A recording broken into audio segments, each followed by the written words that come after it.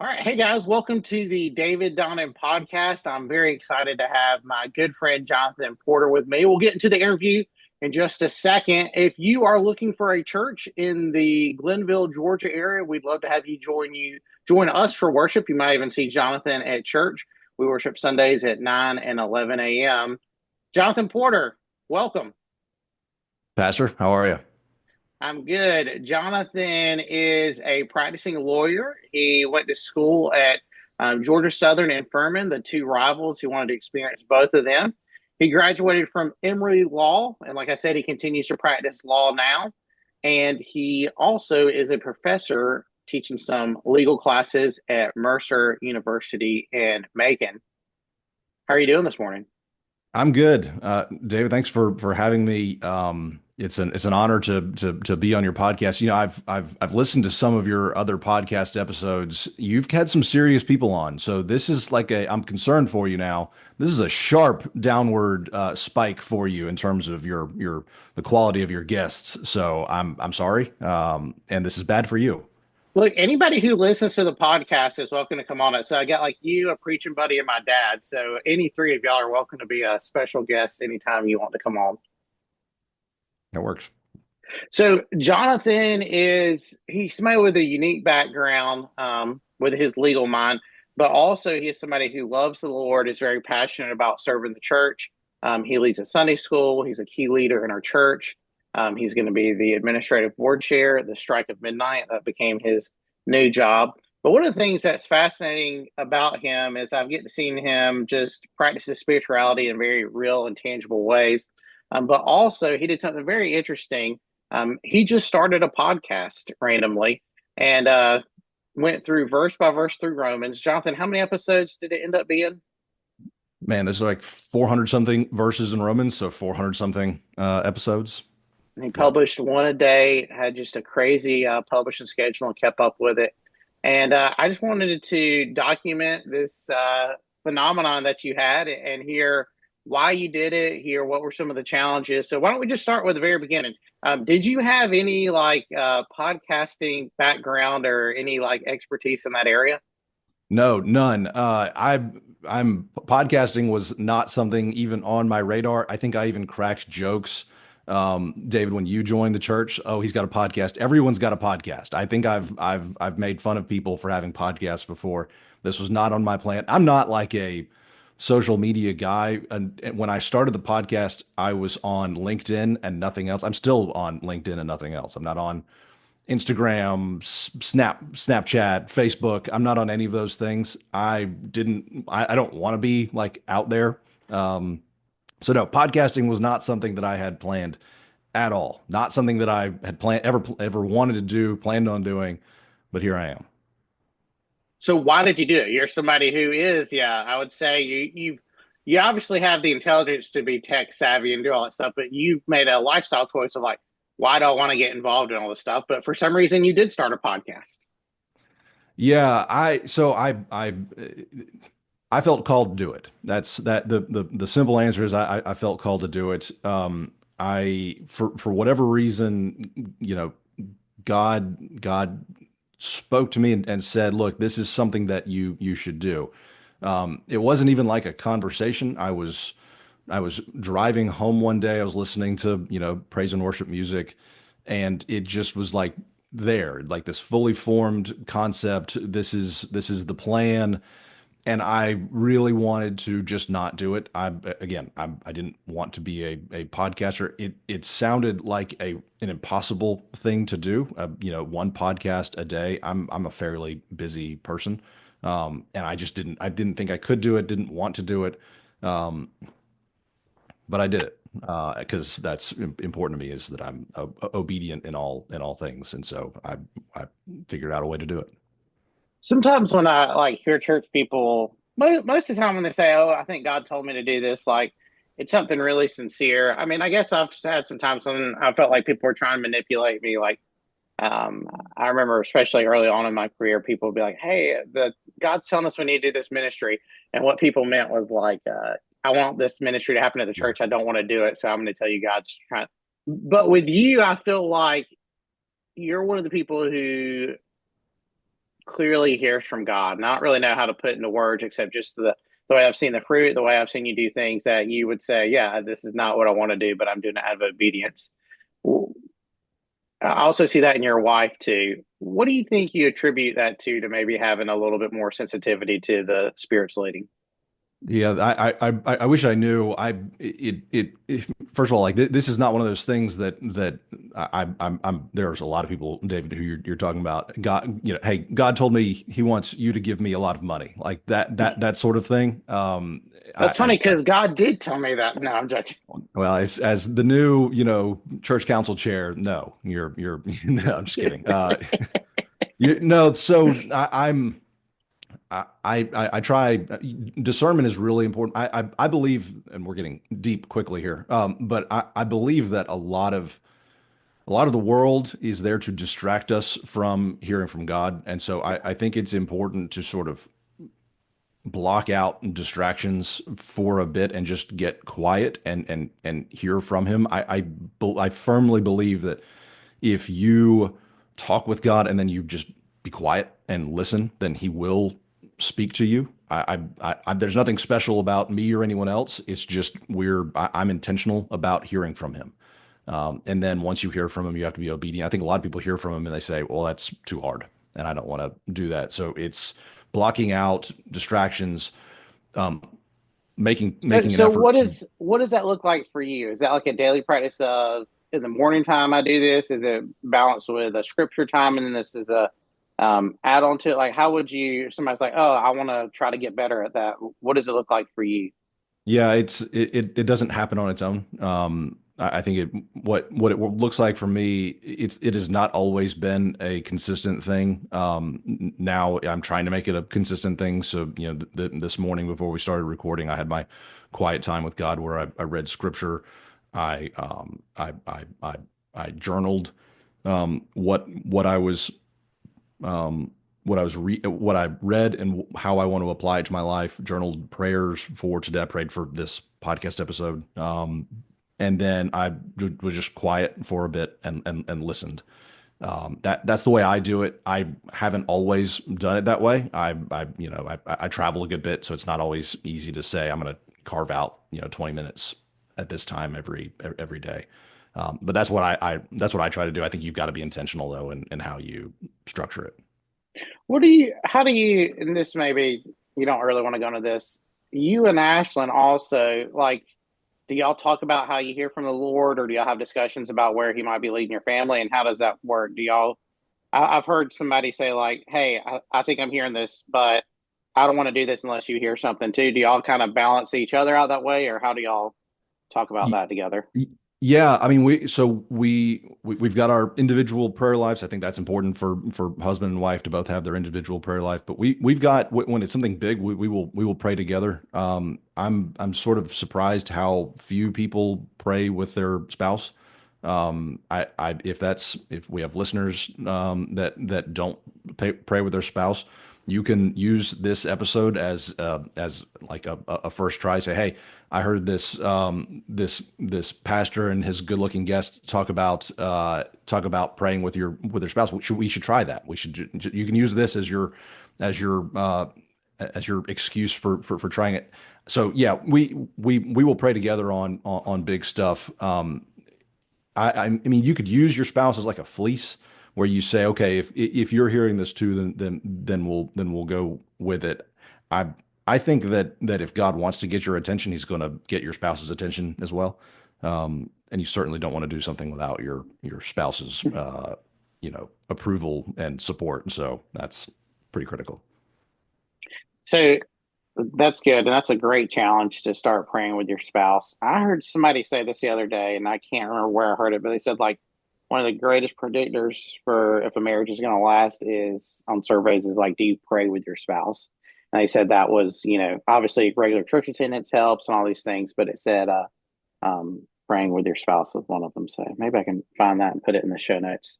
All right, pulling back again, you're listening to God, you feel this call to do a podcast. What did that really sound like to you? Was it just like hey, it could be a topical podcast, or did you feel like it was verse by verse? Did you feel like you end up going through the book of Romans? Did you feel like it was Romans? Like, explain, like, was it just a general sense and it kind of the spirit fleshed out as you went, or how did that process work for you? No, it was all there. I mean, it was like one second I'm driving thinking, okay, I wish people would not just, go slow in the left lane, and then the next second it was there's this Romans is this letter that is sort of all encompassing. And what if you just start at the beginning and just try to understand it really, really well and tell people what it is that you're going through as you're reading it. Just go do one short episode per day. What does this mean? Research it, figure it out what it actually means, and then go to the next one and just keep going. Not as like a smart theologian teaching, but as a person who's just trying to figure it out. Someone who's not an expert in these things. Put it in your own words, and so that it was not like a slow plan. It was a here's what you're doing, that sort of thing. So you said you felt like an impression of don't make it academic, don't make it like a preacher, to be more of like the I guess the church word is a lay person doing that. Did you still feel any intimidation of like, oh, I'm not a preacher, like oh, should I even be doing this? Like, how did that work for you? Yeah, all of the intimidation. I think in some of the first episodes, I even said, look, if you're like a lost person and you're trying to figure out faith life, like this may not be the podcast for you. There are a lot of really smart people out there talking about really intelligent faith things. I'm not one of those people. Um, but I also realized that because I'm not a theologian. I'm not a trained anything, except for lawyer. There's my. I also realized that me doing it was different. I mean, you're doing a podcast. This is your career. You do a great job with it, but this is something that people expect their pastors to say things to them. That's your job. When a layperson does it, when a layperson tries to figure something out and is very open and vulnerable about it, I think it's different. I think people will respond to it in a new and unique way.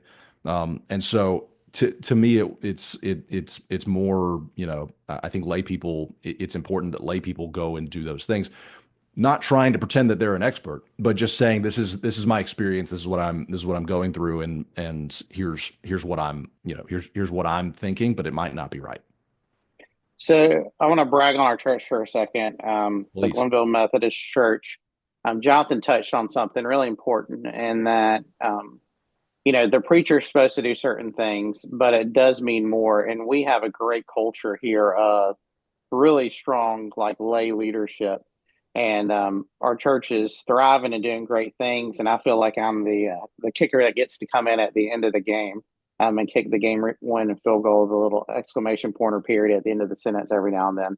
And so I think I was doing a funeral yesterday, and I was talking to the people there, and I was like, "Hey, the preacher, people only want to see the preacher come by and check on you and see how you're doing so often.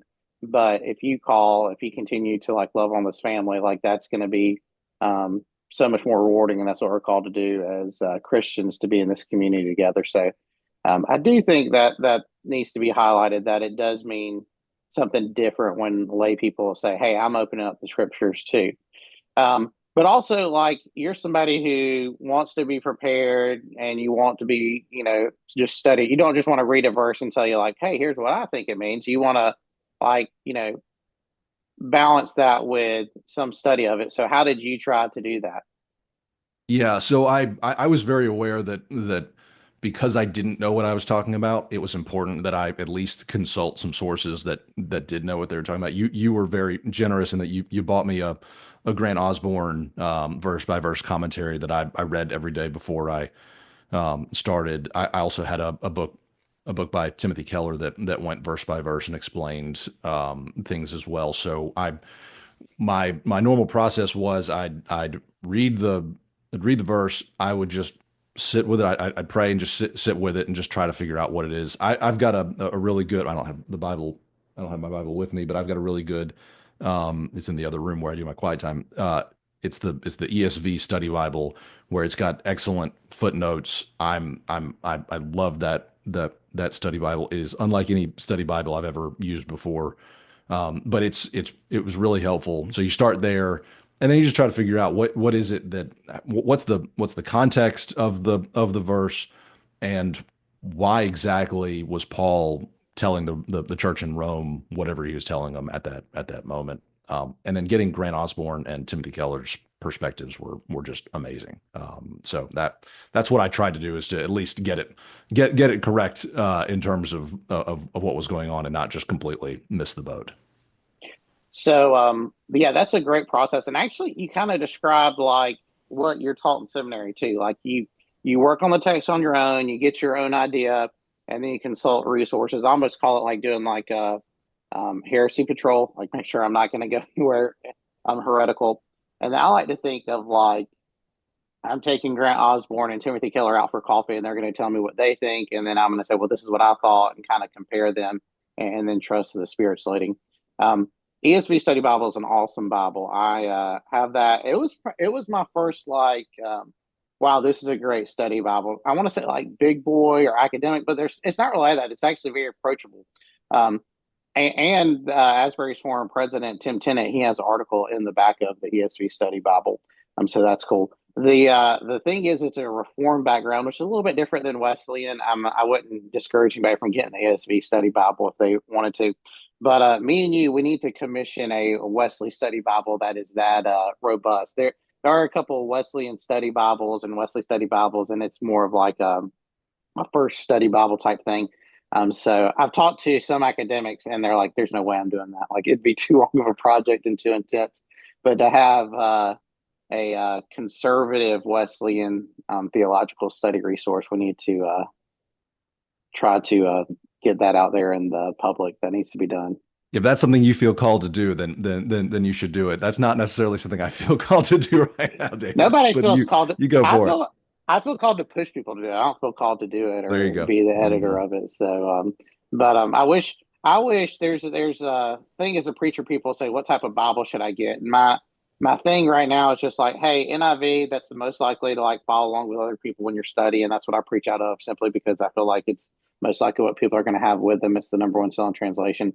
But I'd love to be like, hey, here's this great Wesleyan perfect study Bible. But I guess the perfect study Bible and even the perfect translation doesn't exist. But that's Well, my that's that's my but that's a dream. but so when I was recording the podcast episodes, I would read I would read NIV, ESV. Before I'd go into a section, I'd also read the message. I happen Yeah. to really like the I think the message is more accessible to people who are trying to find. I think it's we're in a stage where I don't personally use the word thou in normal Hmm. conversation, and so Hmm. I when I'm reading stuff, I tend to not understand when people use thou and thy.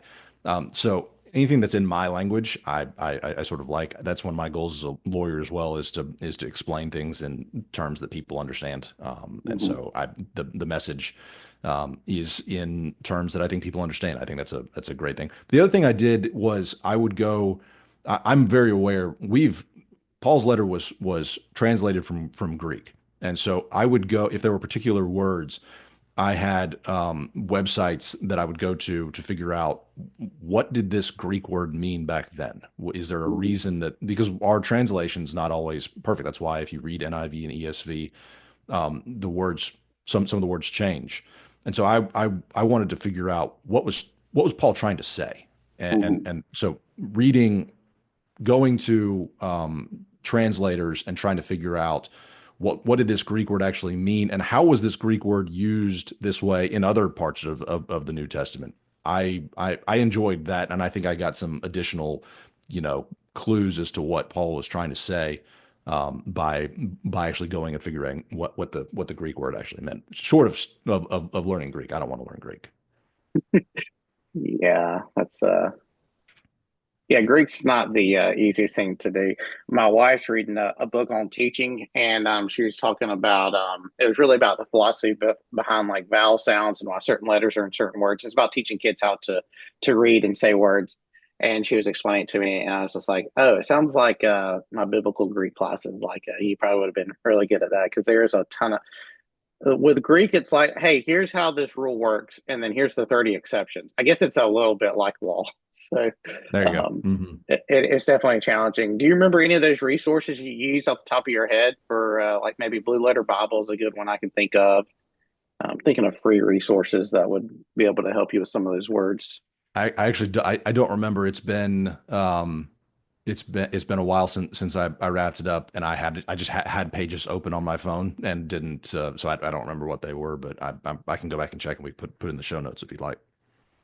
So, what were some of the challenging moments as you're going through this monumental 400 episode sprint you were doing, marathon you were doing?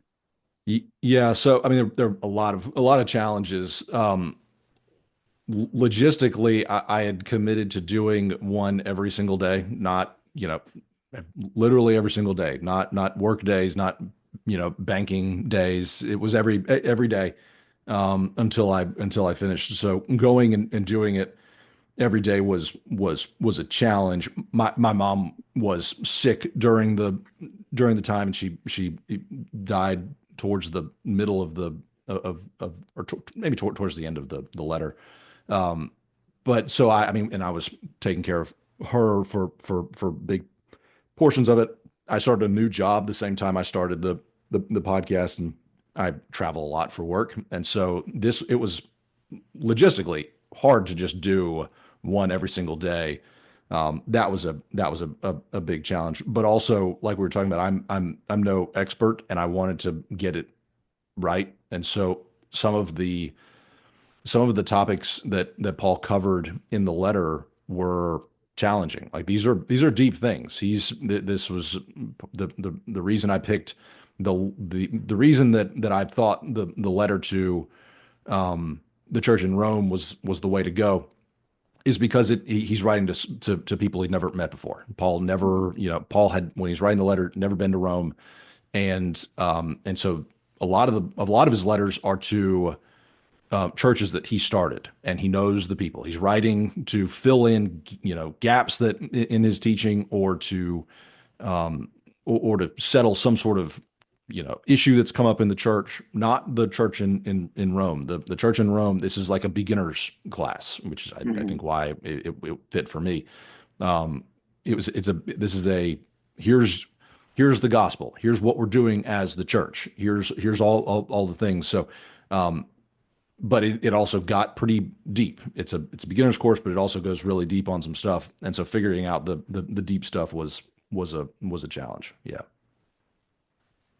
Um, how would you record? Like, what was your like? Hey, I got to do an episode. Was it like maybe 30 minutes of study, 20 minutes of getting everything set up and recording? Or did you start batching it, or how was that process for you?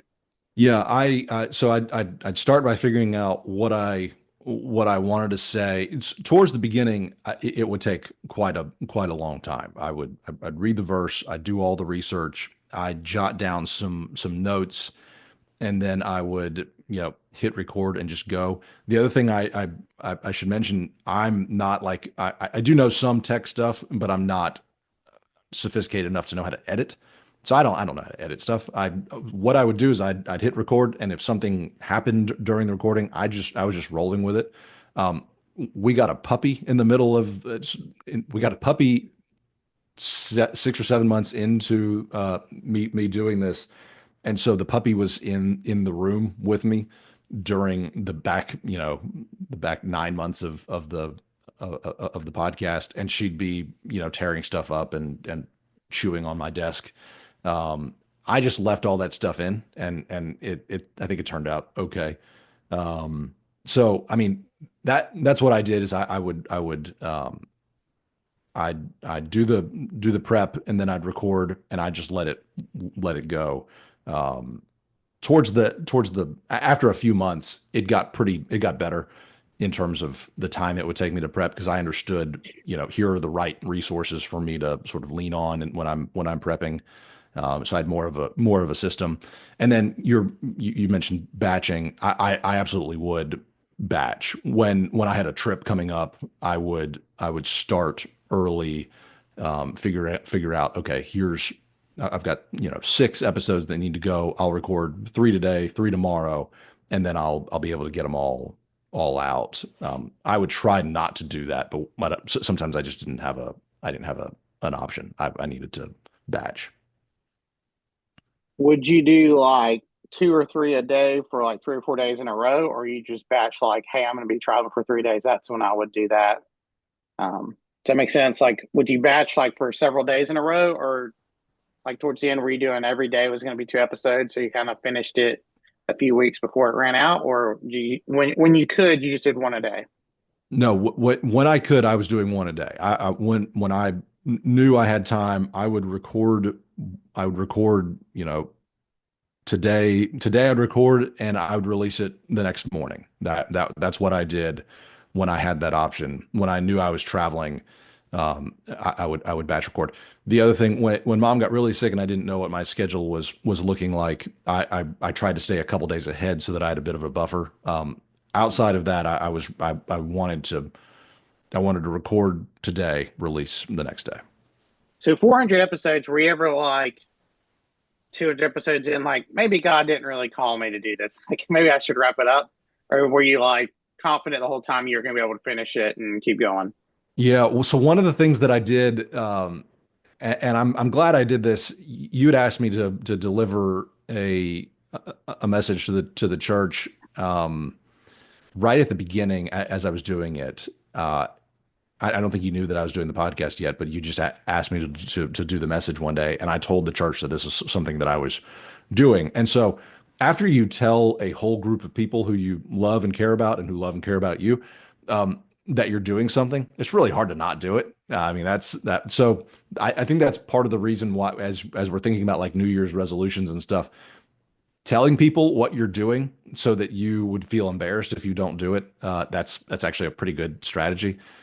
So I mean, yeah, there was absolutely times when I said to myself, "Boy, this is hard. I don't know how I'm going to juggle all of this," and didn't want to keep going, but I did. It was because I did feel like it was something I was supposed to do, and I didn't want to not do it.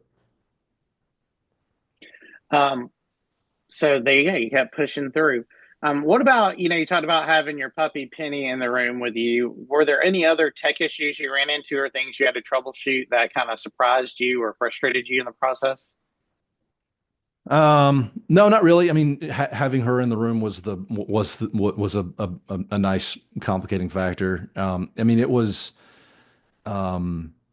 I've got this for those looking at the video. I've got this like $30, I don't know, microphone thing. I don't even know what you call it. It's a microphone. But I bought this on Amazon. It works easy. You plug it in and it works. And so that's really outside of that, the tech issues were rather fine. Once I figured out early on how do you upload and then get it pushed out to, Google and Spotify and Apple and all those places. Once I figured those things out, the tech was okay. Cool. So you get done with it. What were your thoughts when you got done? Like, oh, I'm so happy I'm done, or hey, that was fun. I grew a lot. Like, what was your mindset?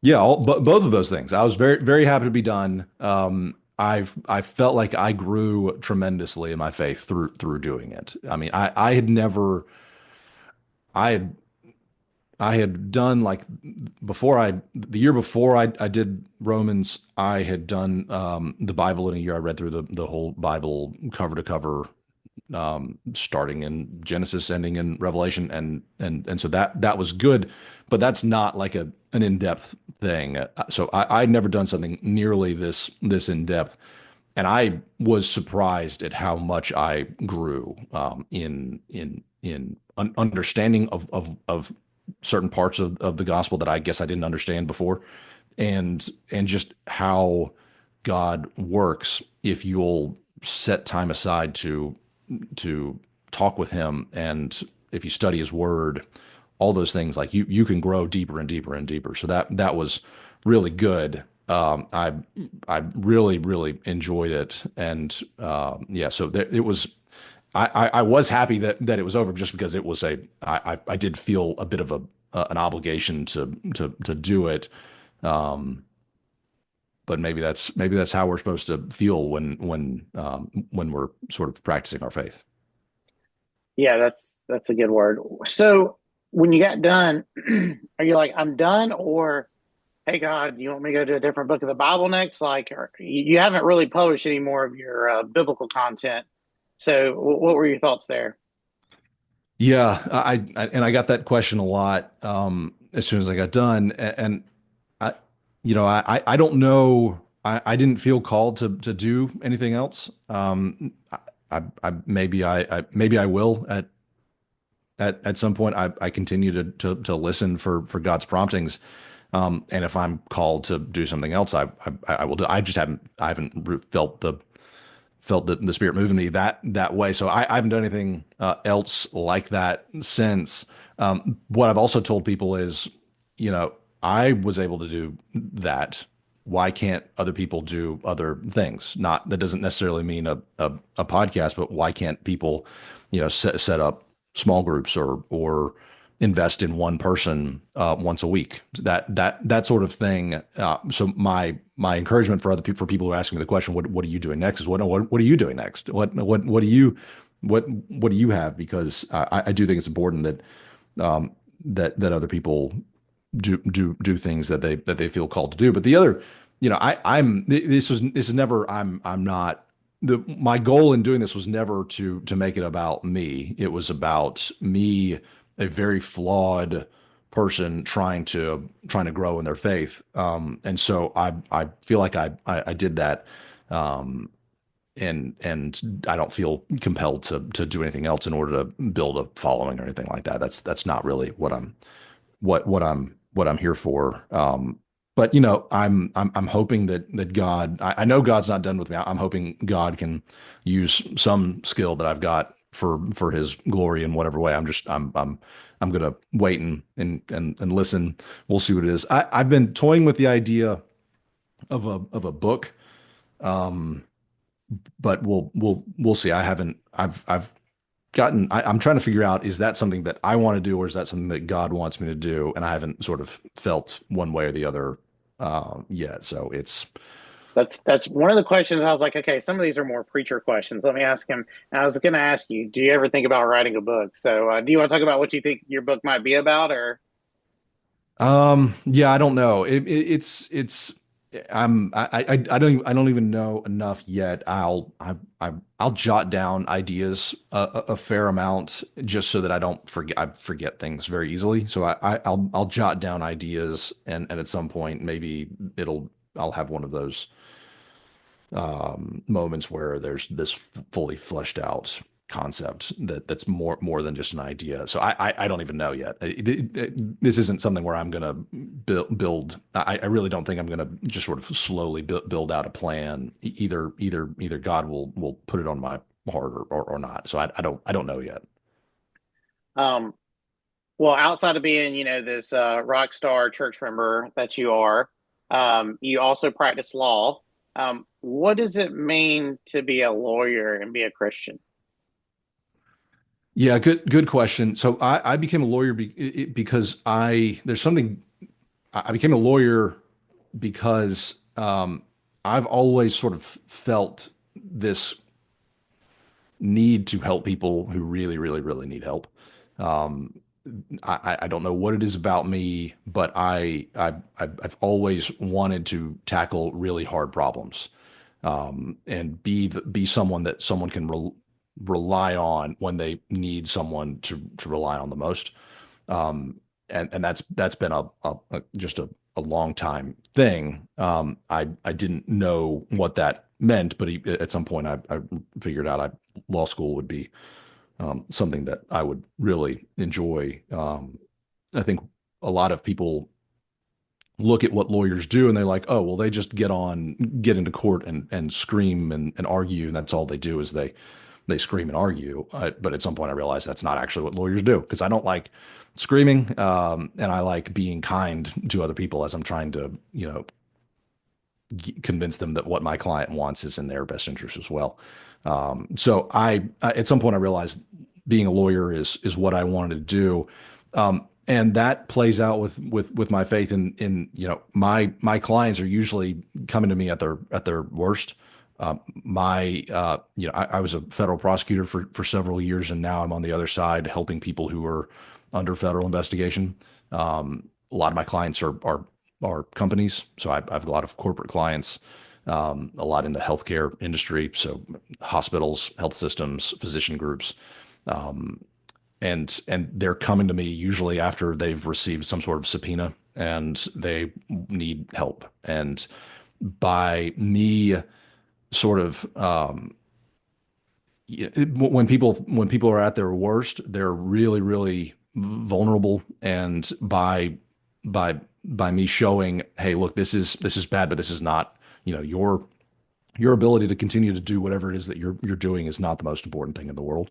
There are way more important things, and by me sort of showing that calmness and assurance in other things being way more important, I think I can um, help people with their legal problems and also realize that there's more important things than what they're going through. Very cool. Um, we talked about you being a lawyer, talked about how you balance Christianity and being a lawyer. Um, what's next for you? You talked about maybe this book idea. You've accomplished so much in your life already, but you're, maybe at the midpoint of your life, maybe not even there. Like, obviously, you want to continue to be a great father. Do you have any like big like leanings or hopes for the second half of your life? Why forcing me into a midlife crisis? This is nice. I think I'm supposed to buy a Porsche. I don't know. It's so no. That's what my dad did at his midlife crisis. So no, I don't know. I am personally an ambitious person. That's just how I'm hardwired, and I'm trying really, really hard to die to self every day so that I can not be ambitious in the way that I want to be ambitious. Yeah. So I'm trying really hard to just to use a football an overused football saying. I want to trust the process. I'm gonna do the things that I need to do every day and trust God to use me in whatever way He wants to use me, and try every day to really tamp down my own personal ambition, and just be used by Him. I'm so what I'm trying to do every day is to focus on my faith life, focus on my relationship with my wife and my boys, focus on my relationship with my friends and our church, and just try and just hope that everything else will work out the way God wants it to work out. But I think if I just control the day to day, then whatever else is God has in store for me will happen. That's what I'm trying to do, rather than saying, yeah, I want to go and be this, whatever it is, fill in the blank. Very cool. Jonathan, thanks so much for taking time to be with us. Usually that's the end of the interview, but we like to close things out with a rapid lightning round that we ask everybody. So, you ready to take the lightning round questions? Sure, let's do lightning round. All right. What is your favorite book you have read outside of the Bible? Boy, in lightning round, can I give more than one answer, or do I have to give one answer? Yeah, we say lightning round and nobody ever like does that. I Yeah, I'm guess we not need doing like that. Yeah. rapid music stuff. Yeah, yeah. Come on, tell me what you like. No, so I've got so I want to do faith-based and then non-faith-based. Okay. Faith-based, couple good books that I favorite books. Ruthless Elimination of Hurry by John Mark Comer, absolutely fantastic. And then Praying Like Monks, Living Like Fools by Tyler Staton. I think they may even be in the same church out west somewhere. Yeah. Two fantastic books. Non-faith, I just got done reading. Everything that Mark Sullivan does is absolutely awesome. Beneath Scarlet Sky, Last Green Valley, and I just finished All the Glimmering Stars, something like that. What? So Just that's a I fiction can't. book or Yeah, what type? they're like historical novels, Okay. um, but they are those are his books for whatever reason I cannot put down. Like if I start reading it, I will neglect all other things in my life and just keep reading them. They're just So is fantastic. it Mark Sullivan. historical fiction, or is it like narrative nonfiction? He's very careful to label it as fiction because he does fill in a lot of gaps with fiction. It's Hmm. they're all of his the three books I just mentioned, they're based on very true stories, but he fills in gaps with fiction for narrative purposes. But the story itself is the most compelling part. And so he realized that in order to he's got to label it as fiction in order for it to fly in because we have to categorize everything in our Hmm. society. So Yeah, the lawyers the it is lawyers will get fiction. after him. Yes, that's what we do. So he's clear to label it fiction, but there's like this backbone of truth in the story, and that's what makes it to me really fun. Nice. So what Fun, is by the your way. They're heartbreaking stories, all of them, but they're compelling reads. you travel a lot? What do you read? Are you reading a hard copy? Are you a Kindle guy, or what do you No, like to do? I'm hard copy. I want to hold I like to hold books and just read flip through it. I cannot, I read on screens so much for work that I've got to do I've got to do my own. I've got to hold a book when I'm doing Yeah. something else. Yeah, I love physical stuff because I do so much digital. All right, you talked a little bit about your quiet time routine. What is your favorite spiritual formation practice? Is it something in that? Is it something with church and communities? Is it some form of worship? What's your favorite for right now? Because this kind of can ebb and flow depending on the season we're in. What's really Yeah. been life giving for you, spiritual formation wise? Yeah, prayer. I mean, spending time to me, a lot of people they think of prayer as talking, and that's one component of it. To me, it is talking and then shutting up and listening. Hmm. I think that's when we're when you and I communicate, it's not me talking at you, it's me talking to you and then listening. And I think that's what prayer is just talking with God, but that means listening as well.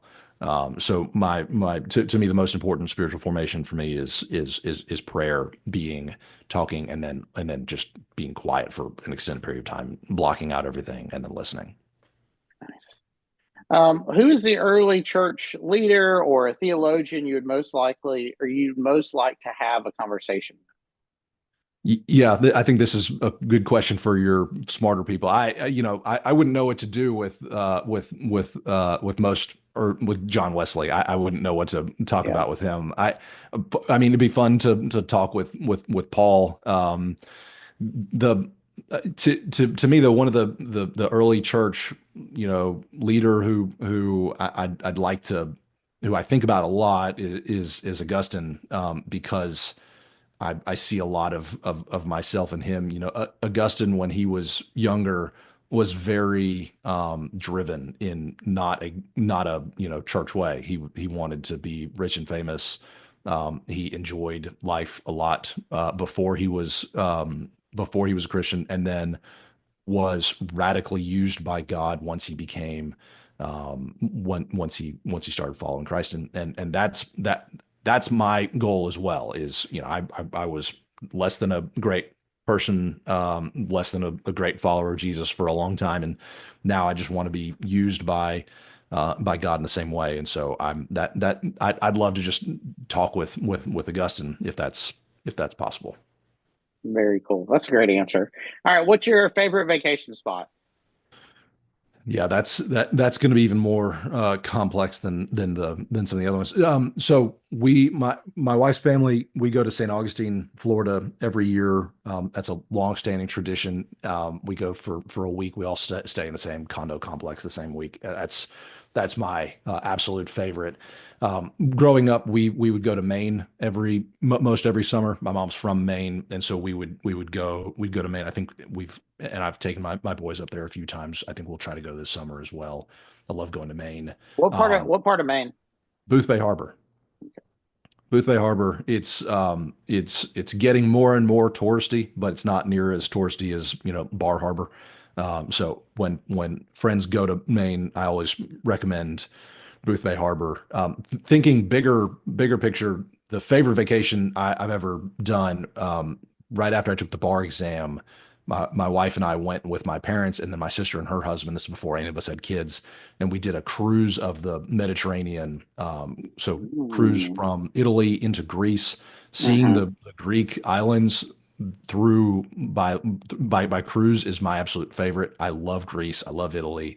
So that's that. Those are my recommendations for We the should vacation. do like a one of those church Journey of Paul like tours where you There you can go. go and then you have somebody like teach some stuff on the cruise ship. You could probably be the teacher of it, so that'd be I don't fun. think I could be the teacher. I could be a person who sits all over to the side and enjoys the food. Yeah. What advice would you give to your younger self? What advice would I give to my younger self? I mean, like besides like buy Nvidia really early. That's no. And and I guess this is advice to my younger self. This is advice that I give to my sons, and advice that I need to continue to hear now is to not worry so much and to trust. Mhm. I'm a perpetual worrier. I can't when I let my own mind roll, I worry about everything. And that's good in my law practice because I spot a lot of things that I need to worry about. But in my own personal life, I need to I always have to tell myself don't worry. Um, I mean, j just yesterday, I started the new year by looking at our financial situation in terms of retirement, and I calculated out what we could do in retirement, and I started panicking. You know, we're not saving enough, and you know, we're gonna have to go live in a SUV or something. So I start, I'm prone to panicking, and I need to not panic, and I need to just trust in all things. So I guess what I would tell my younger self is the same thing: is to not worry so much. God is your source for things in this world, and you worrying about it isn't going to help. So just trust that God is going to take care of your needs. Awesome. Jonathan, it is a pleasure to be your pastor. It was a pleasure to have this conversation with you. I hope people stumble across it on the internet, that they enjoy it as much as I've enjoyed talking to you. David, I've enjoyed coming on. I hope for your podcast's sake that your next guest is actually someone good and qualified, so that you can get back on track. But thanks for having me on to as a little distraction from otherwise very serious, smart people. Thanks, Jonathan.